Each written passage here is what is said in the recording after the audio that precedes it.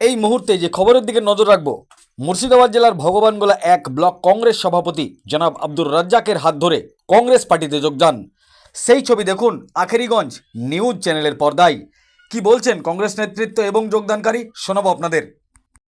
এই ভিডিওটি যারা দেখছেন চ্যানেলটি লাইক করবেন, শেয়ার করবেন আর সাবস্ক্রাইব করবেন। আই লাভ মাই ইন্ডিয়া, মেরা ভারত মহান।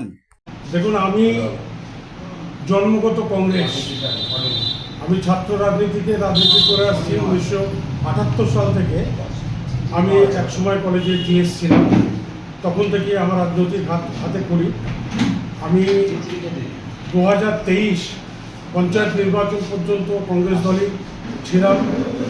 যাই হোক, এখানে একটু মনোমালিন্য হওয়ার কারণে আমি ভুল করে এমন একটা দলের মধ্যে নিজেকে জড়িয়েছিলাম, যেটা আমি সজ্ঞানে জানি যে সেখানে কোনো গণতন্ত্র নেই, সেখানে কোনো রাজনৈতিক প্রেক্ষাপট নেই, সেখানে কোনো ভালো মানুষ থাকতে পারে না। তবুও কিন্তু আমাকে যেতে হয়েছিল একটু গাত্রদাহ করার জন্য। এই জায়গাতে গিয়ে আমি নিজে কতটুকু অখুশি হয়েছি, কতটা নিজে রাজনৈতিক জীবনটাকে জলাঞ্জলি দিয়েছি, তার ভুল বুঝতে পেরে আবার আমি আমার নিজের ঘরে ফিরে এসেছি।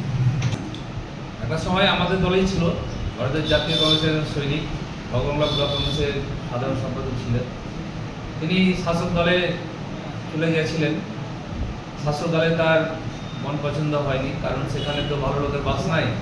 সেখানে যত চোর, গুন্ডা, লুচ্ছা, নানান ধরনের যারা কুকৃতি করে, তারা আজকে মানে তৃণমূলটা করে, সেটা তার ধাঁচে হয়নি।